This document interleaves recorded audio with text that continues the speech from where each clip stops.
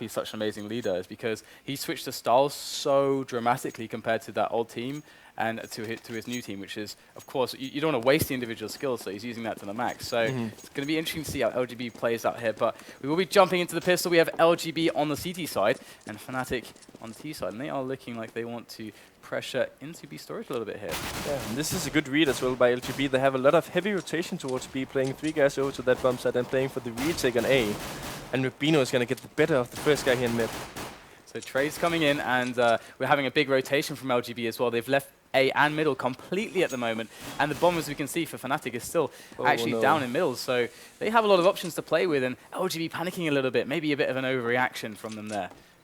Yeah, for sure. I mean, they were in a prime position. Luckily, you can see that Fnatic is rotating back. They need some map control. They were locked into this B area, and they were like closed in. They didn't know if LGB was stacked. That's why they moved back.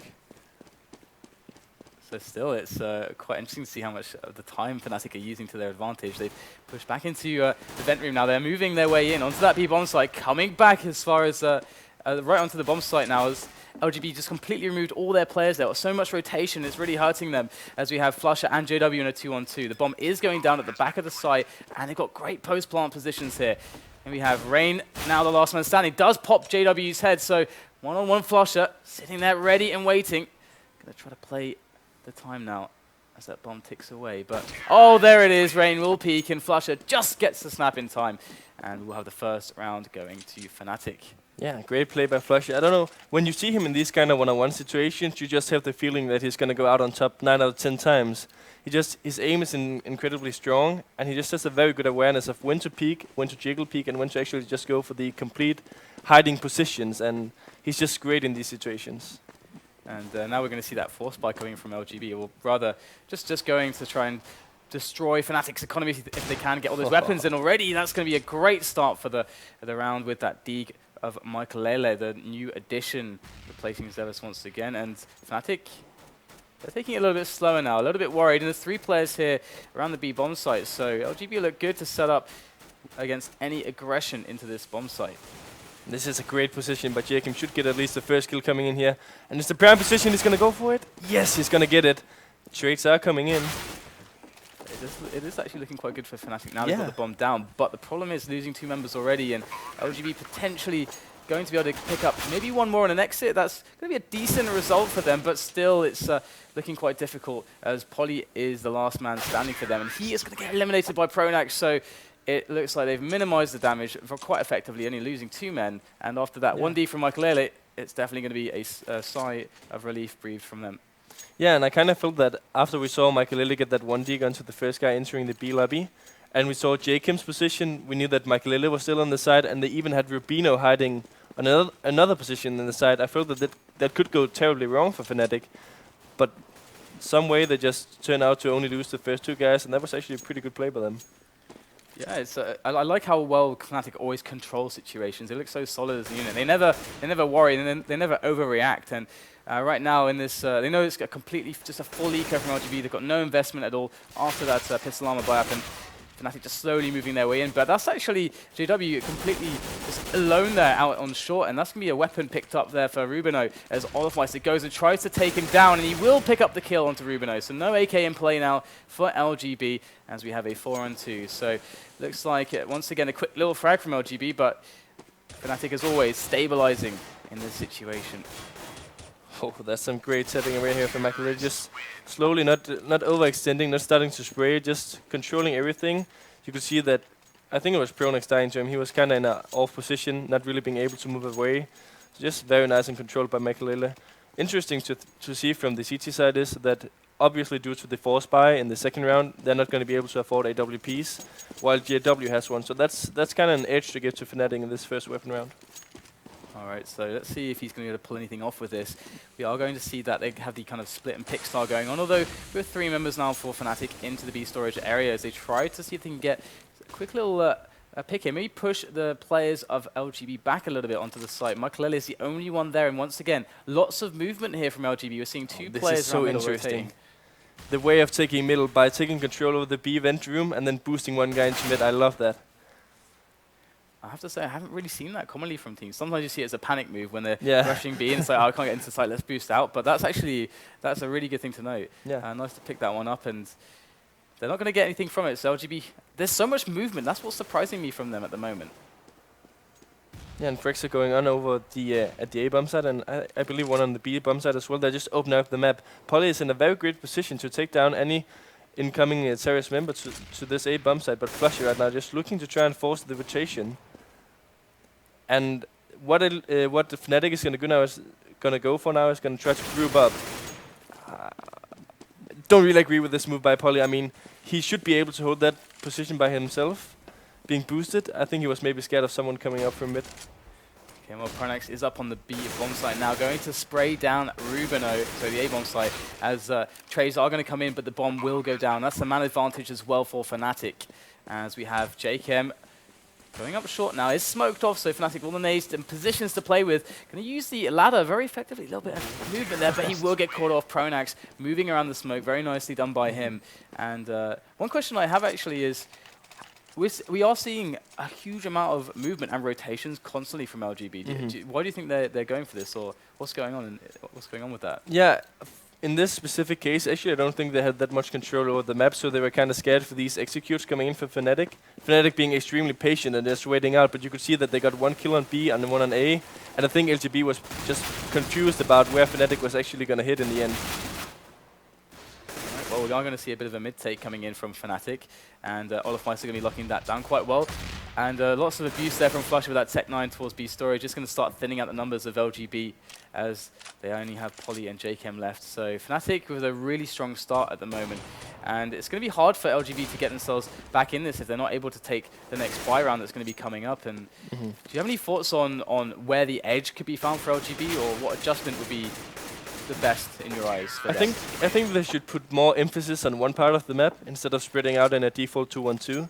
So what I would do is try to flash peek in main, maybe get one of those double A door push. Maybe even pushing Flusher back on B, because you know he's always going to try to play that solo. And I mean, if they're just going to wait back, okay, obviously they have the double AWP setup, so they have the possibility of waiting a bit more now. And if you have a good spawn on this map, you can lock down an entire part of the map alone, and that's what Poly is looking to do. All right, so let's see if this goes well for them. Michael Ellie will open it up with that frag onto JW. So now it's potentially down to Poly to secure himself a pick there, but Flush is going to annihilate him, and that's going to be a lot of issues now experienced by LGB, who might be feeling that they need to get some information or some rotations down, because Olafmeister is moving into mid. He's got that under control. They've got opportunities to go for that split on B right now, and that might be what LGB are afraid of, but they're so locked out of middle. How do they find out what's going on here? Yeah, they just split up like to utter destruction, and he's going to be alone on this B-bomb side against 3 or 4 incoming members. It's going to be difficult. There's the fire coming in. That's actually going to burn Jacob a little bit, and he is going to pick up the frag against Pronax. Where's the trade? There it is. Krems will pick it up, as Rubino is going to try to do some damage to the players, moving in for the split movement through middle. However, Fnatic will get the bomb down safely, and Rain is probably thinking about getting the save going here, because they've been going for that double AWP full buy there, and it's definitely quite damaging to the economy, despite having all the money to play with from the bonus.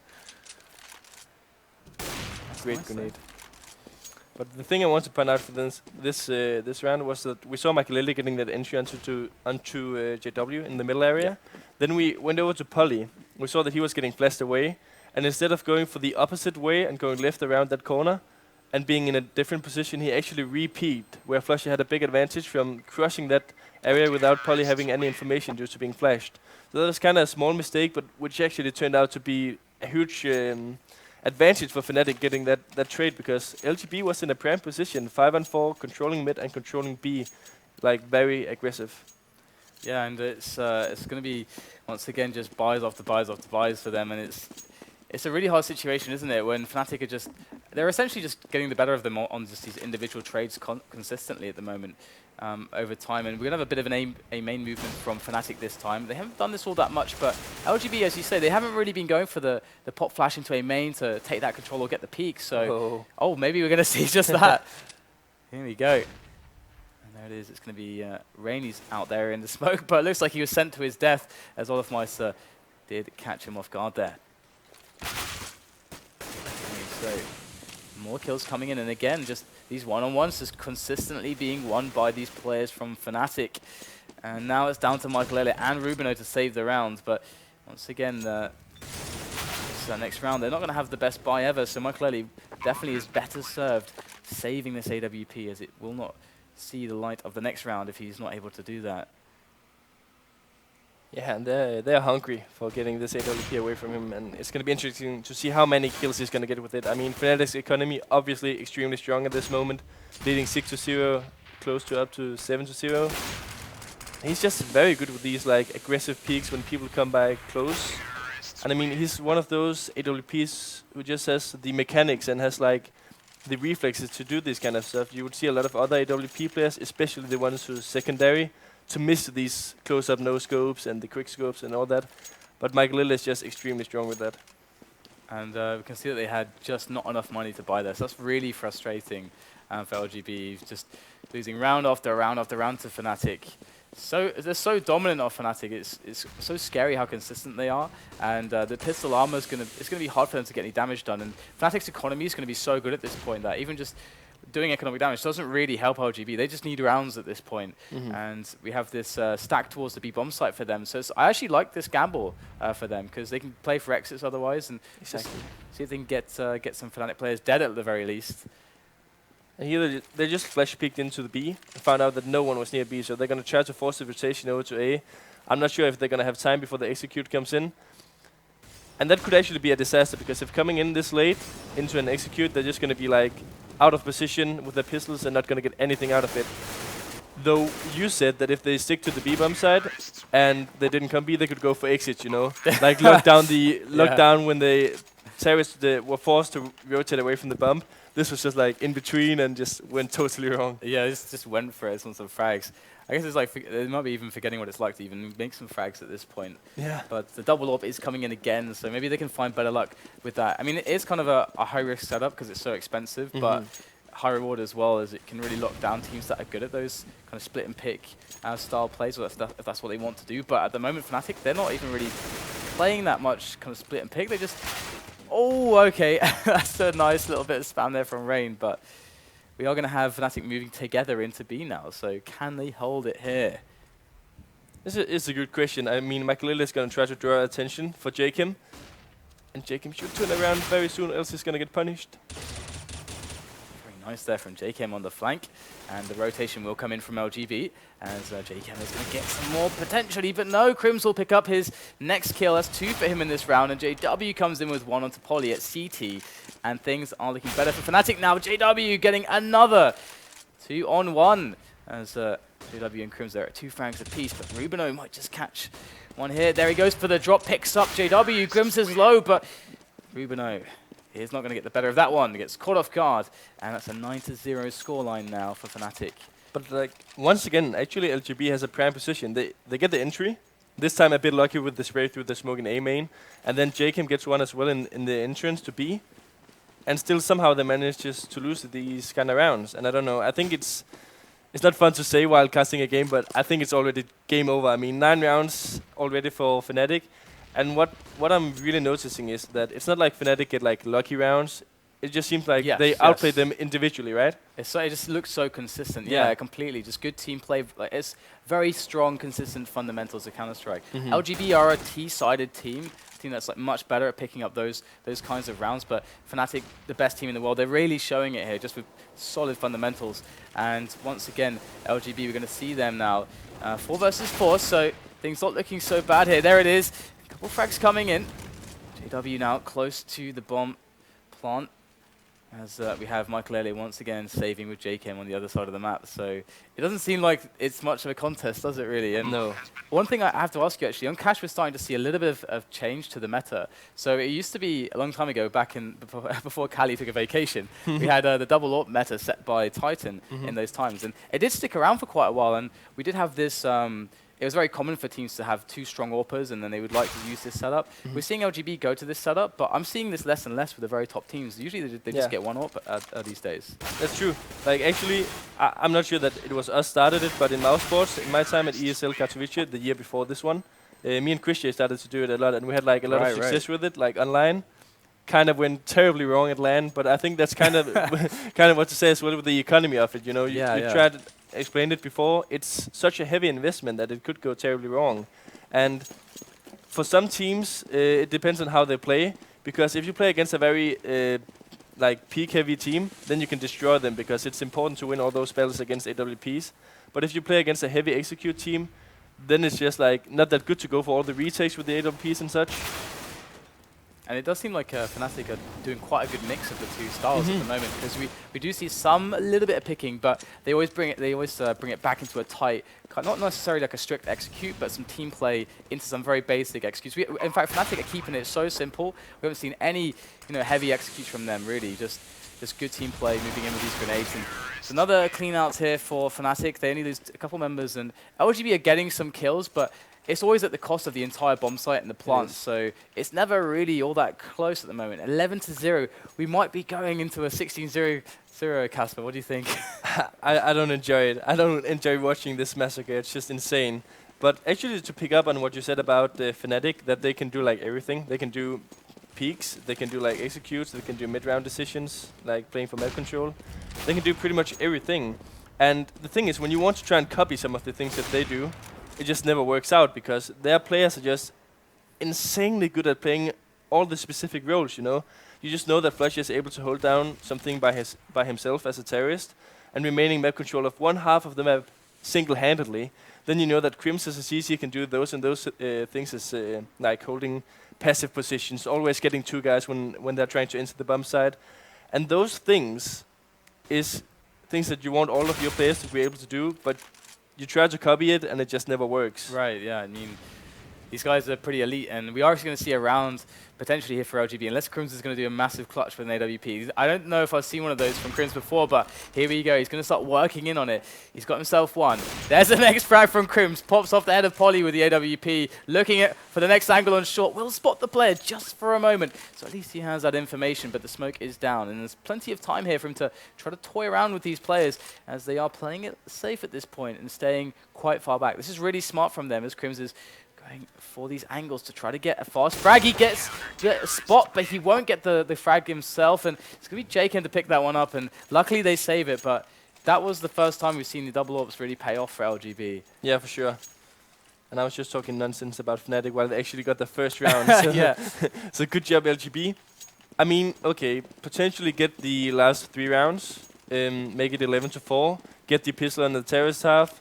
Who knows, you know, but they really need these last 3 rounds, so they have something to work with. Yep, absolutely, and it's hard for them to have to rely on Markley to just win duel after duel, because that's how they won the previous round. It was just a consistent just winning of AWP duels, and against Fnatic already, we can see how good they are at some of these situations, so it's not a reliable choice to go with, but here we go. We've got a new position there from Michael Ellie. He's a bit deeper into checkers. Going to be actually around just in the gap of the smoke, and he will pick up Flusher by doing so. Oh, actually, no. Flusher burns him down. I can't believe it. That is gutting for LGB. It is. And once again, you see Fnatic just waiting out the time so good. What this actually gives them as well, other than Jaken picking up a kill, and it seems like Rain is not going to get the better of that guy. What I wanted to point out is that while time just goes, you see the CTs using kind of all of the grenades. So if you go for like a late push or something, the CTs won't have anything to counter it with. Yeah, it's a 3-on-3 at least though for LGB. So perhaps this in this round they can adjust well. But we do have Pronax here by Toxic, and he's going to actually know that there's no one here at the A bomb site, but there's 2 players close, which he has spotted. And now both players, Olafmeister and Crims, they wanted to move that bomb up middle to connect with Pronax, but very well done by LGB. Again, winning some of these AWP duels and securing themselves a 2nd round. Yeah, and Fnatic, even though losing these rounds, they can just buy again. They're probably going to be able to have a pretty decent buy in the next round as well, even though losing. And I think Fnatic is going to go for a different... You can see all of it now that they're going to go for a different approach, because LGB kind of figured out how Fnatic played and just got 2 kills, and now they're going to change up their playstyle. Ooh, here we go, fast. Very fast push here in from Fnatic. They haven't shown this before, but the pace is so high. Rain is responding though. Quick 2 frags from him as we have 3 left now for Fnatic. They try to save the site, and it will be Flusher and Crims to do just that. They have an opportunity to get this bomb planted finally, but how are they going to pull it off here? We've got Michael Ellie very far away into the mid connector there with the AWP. Waiting, and that Molotov might delay the bomb plant even further now as Crims picks up Jakem. So there's a minute left to play with for Fnatic, so it's very smart to keep going for Jules here instead of going straight for the plant, and the trade is alive. And now Michael Elliott has to take down Crims, who is pushing back into middle, and Michael Elliott's going to hear it, gets the shot, Crims goes down, and that's one more round picked up by LGB, and Rain with a hero response on the A bomb site to give them a chance in that one. And actually, it's way harder than it looks to get those 2 kills, because that call from Fnatic was close to perfect. You would say that, hey, isn't it stupid to just push through a smoke like that in main without any counter smokes or anything? But what it actually was a read. They knew that they were going to play heavy B and heavy mid, so Rain was all alone on the A-bomb side. So it was a great call by Pronax, and yeah, just pretty lucky in some way that the Rain got those 2 kills. And that I don't understand. You get like 3 rounds in a row by playing proper CS and just playing slow and chill, and then you have one guy pushing through a smoke in middle like that. There are lots of different ways to get aggressive too, and that's one of the most risky ways to do it. It's the hardest to make it safe. Yeah. And you know, A main takes, B storage takes, or even just a quick peek down Squeaky. These are easier ways to get aggressive. Exactly. But we are going to see the riskiest of plays, and not the reward there for LGB. Is that Fnatic are going to use that kill to get themselves mid control. And Olofmeister able to take down Rubino is going to apply a lot of pressure in towards A now. But there's Jakem able to stop any push through connector. That's another frag from him as well. So evening things up now. Here we go. Fnatic, they will not be deterred from taking that B bomb site, as Pronax will secure it, but it's a 2-on-2. Yeah, and actually, depending on Rain, like, everything is depending on Rain in this situation. I mean, if he's going to get the kill on Crims, they're going to win the round. In case he won't, it's lost because the crossfire is going to be too strong by the 2 other guys. So everything is on Rain right now. All right, let's see if Rain can pull it off. There's the Angel, and he will take down Crims. And as you said, it was really, really key there, splitting them up, and 2 1-on-1s won by LGB. So finally we're seeing some rounds from them, but definitely Fnatic looked so much more consistent. And LGB are a T-sided team, but Fnatic is Fnatic. Yeah, they're Fnatic pretty is damn Fnatic. good. And if you want to beat Fnatic, you need to be insanely good on both sides of the map. I mean, Yes, definitely. and the thing is, if you want to be a T-sided team against Fnatic, good luck winning like so many rounds in a row with having those players on the lineup. I mean, tell me a game where Fnatic didn't have Pronax or Olofmeister, JW, just someone from the team getting a 4K suddenly. I mean, it just happens nearly every game that they have players getting those kind of kills. So, and actually, I want to kind of make a positive comment about Jakem. He seems to be very familiar with getting these multiple frag rounds where he gets like 3 or 4. And yeah, it's just great to have those kind of players who's just not trading kills if you want to be a good CT team. We have an A retake opening for Fnatic here. They give up the A bomb site, so have a strong defense on B, but it is going to be that A retake scenario. Now LGB, they've got the plant, but it is a lot of time now to hold on to that one, as slowly but surely Fnatic are moving in. These grenades will wear away eventually. And here we go already. Fnatic looking to move closer and closer, and the kills start to come in. Pronax now looking for that frag onto Forklift, is going to pick it up there with the help of Olofmeister, and it's just on Rubino, but he is going to get eliminated as well. And look at that, that was almost way too easy.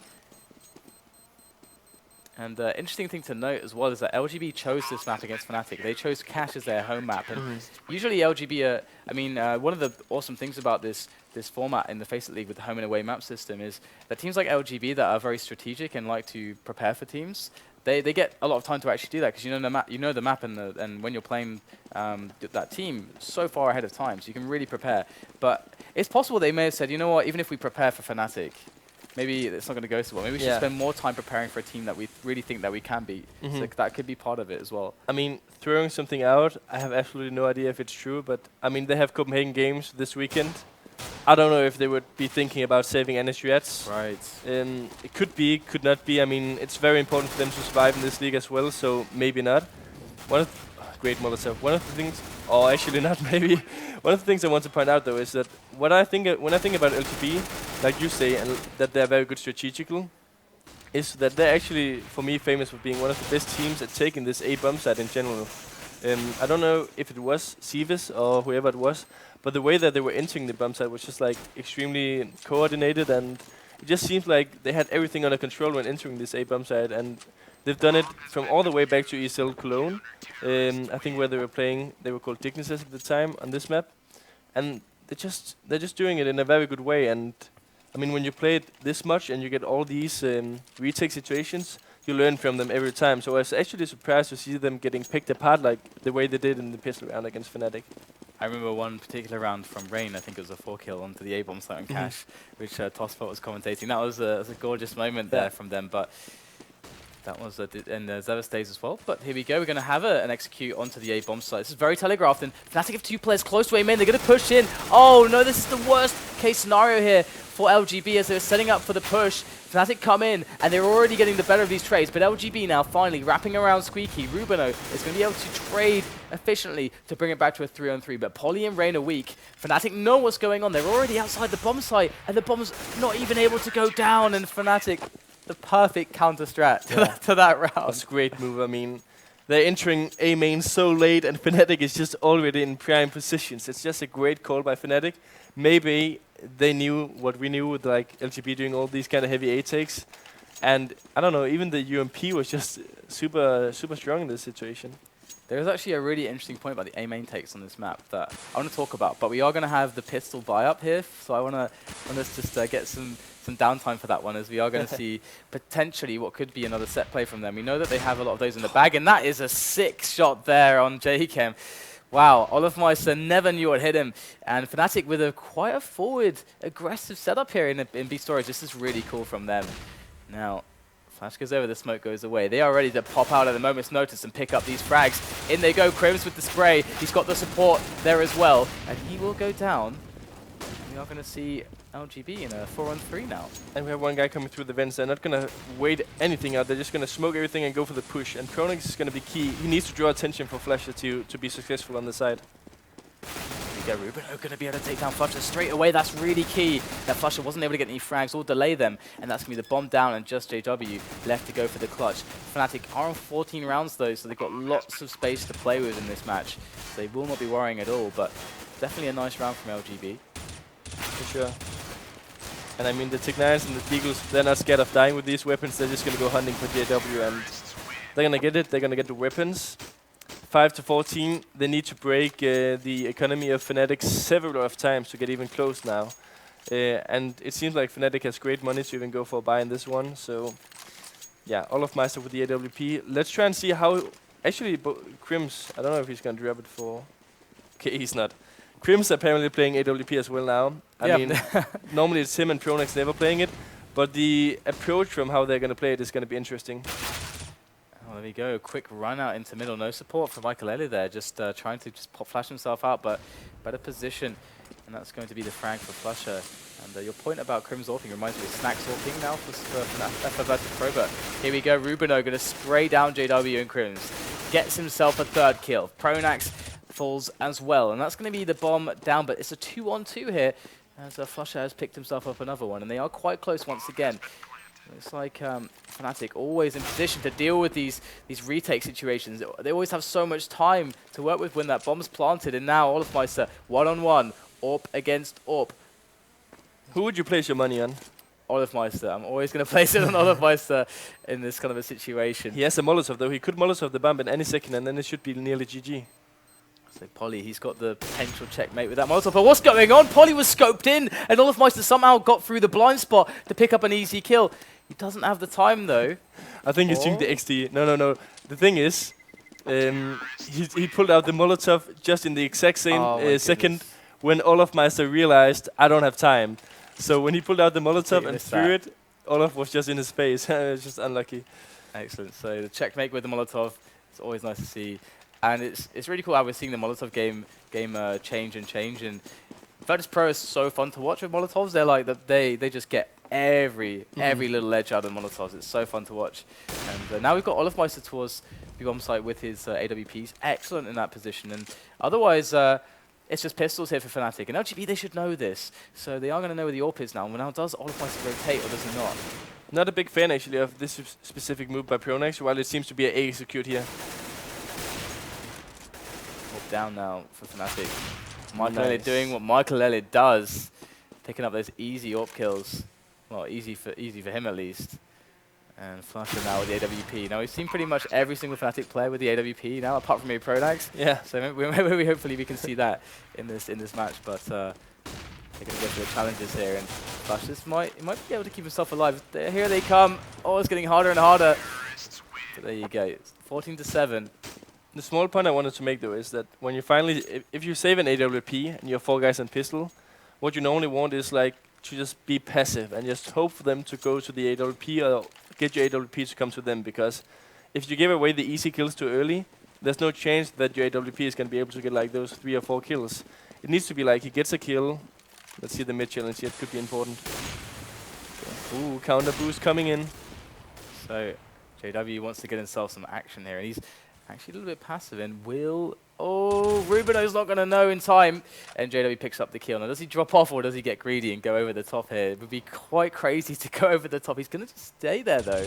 Oh, no, is he almost getting a second kill? Makalele wanted to challenge, and he goes down to 28 health. So these M4s from Fnatic, they're very mobile with them, and it's really, really giving them lots of options. And the interesting thing is, they don't have that much map control. You can see they left B. So in case Fnatic do push, they most likely won't. It should be a massacre, but Pronix is just extremely good at playing this position, and he gets 1. And Olofmeister's left now. He's going to have some cavalry come in to support him. There it is. JW covers his back, and they don't really lose all that much ground. You can see that they can't get towards the back. But what was that? Was a jump shot with the AWP. Michael Lele going nuts. 3 more players. I don't know if they know where he is just yet. There's the flick. He might even have gotten a tag there. And Flusher, but there it is. Cribs will shut him down, and thank God, because I don't know if I can handle it. No. He's jump or flick, okay. You could see him though searching for more flashy kills after, like just going for no scopes only. He kind of knew that the round was lost, so he was just like, you know what, let's get a highlight out of this, baby. Just try for the no scopes, the quick scopes, quick shots. Do it. MLG no scope, whatever, you know. All right, so got ourselves a couple of Tech 9s in the mix here from LGB, and it's actually like a feasible strat on even when you have enough money to just not buy a case of 2 guys on Tech 9s, so they can be the guys running through the smoke first. That's actually like a legit strat, because it's better than the A case. It's very viable. I mean, I don't even see it as a downgrade, because I prefer going for the Tech 9 grenades over the AK ammo. It is, I agree with you, and we're going to see Crims now take down Makalele, who once again is out middle with no support, no flashes from teammates. LGB needs to tighten this up a little bit. The trade will come in onto Crims eventually from Rain, but they've lost a player on the other side of the map as we see this this play start. Interesting by Pronix here, going for information in CT spawn. I think he's crashed, to be completely honest. So we might see a pause in case they lose this round. You see Pronix getting timed out. Flusher could do this though, sneaking through the smoke. Very cheeky. Very cheeky. They don't realize. Oh, there it comes. Okay, now, all of us saw the barrel of the gun. Just edging back. He's surely got this one. There it is. Picks up the kill. Rain goes down. 2 more now for Olofmeister to try to clutch against him. Now, maybe this round he'll have a bit better luck, but Jacob has the Molotov. And he's actually going to use that already, so that is fair enough, as now Olofmeister really doesn't have any time. So, smart use of Molotovs coming in once again from LGB, and will foil Olofmeister's retake attempt once again. Yeah, 8-15, we see the pause coming in, so we're just going to have a short pause while waiting for Pronix to come back. It could be anything, it could be his internet, which just went off for a second or anything, but he should be back shortly, I think. The fun thing, oh actually, I can make the point now, that I wanted to make earlier about A takes on this map. So a really long time ago, when we saw, I mentioned it before about the old style with Happy when he had less skilled players, how it's very, very like set play oriented, loads of executes and strict play. We saw him use that a little bit at the start of the new Envious lineup when they were still LDLC, and it was something they kind of grew away from because it wasn't so consistent for them. Yeah. But we saw a perfect kind of execute on A, and the way that they did it was that the old metagame was to always smoke off A main, and what this meant that then Happy was like, okay, everyone's smoking off A main, so we can have a faster set play that's less telegraphed if we just go behind the smoke and then throw the nades. And so it's a complete counterplay to that meta. Then meta had to change, and people were like, holy crap, we've got to stop doing this, because then people can just set play in really fast. That's so true. And that's things you only notice if you're really into the game, you know, because that's so true. In Copenhagen Wolves, we had a strat as well. Like, if they smoke main, we can do this strat. And the most annoying thing is, if your strat caller, which in our team was Glaive, says, guys, let's do the A execute behind the smokes, and you just wait for the smoke to come, and it just never comes because, as you say, teams know that this is a viable strategy to do in these times, because if you do them from outside, it takes like 10 seconds to run into main and come out to the A side, so it gives like way faster rotations for the CTs. They have longer times to pull out the Molotovs, all these kind of things. So yeah, like that's how meta game changes all the times, as well as we see banana. Some teams find out that it's really good just to go for like the mid smoke on banana, and some wants the deep, some does the double Molotov, and some even plays it all the way back like the majority of the time. And we're being told that Devil Walk is just gonna come in to help out for these last rounds. Probably shouldn't affect them that much. I mean, you can see Olaf Meiser on 27 kills, probably gonna make it 30 soon, and the CT side as well. So they don't need. It's not as important to have the mid round caller, so they should be fine. And one thing actually is that in seeing this match, I thought that maybe there is like this third situation to the meta, because you have the smoke it and smoke off, and not smoke. Sorry. Okay, let me do it again. So you can either smoke it or not smoke it. And originally we saw that Happy was always the man, just jump spotting from the back of the side safely. Now people know to look for that peak, so you have to do it from other ways, otherwise you get your head shot off by Kenny S. But maybe now you can try to bait teams into going for the set plays by smoking it off, then just having a delayed A main take or some stuff like we saw from Fnatic, because I saw that and I was like, hey, we never really saw teams doing that much through the smokes. So that's quite cool, and it's something I like. A main takes. I want to see more of those. Generally speaking, it's really cool. And the thing is, like you kind of said, is that when you do these kind of plays, such as not smoking A main, it's also more scary for the terrorists, because these flash plays are coming in, and you're just like scared of an AWP sneaking into peak, and that is like that happens in a lot of these kind of wide choke points. I mean, in the smaller ones, you're not that scared of it because you have to hold a very small angle, but main is just very different, and people come running in on the flashes. It's very hard to be anti-flash in this A main as a terrorist. It just is, because people find the perfect flashbangs for the tiniest angles. So now we're going to have that resume as well. So we're going to have to see if Fnatic can do okay with Devil Walk. I mean, in the past, we saw them, Khan subbing in for them, and that's why they didn't qualify to Star Series. Thanks, Khan. but we're gonna have go tweet him, guys. Blame him.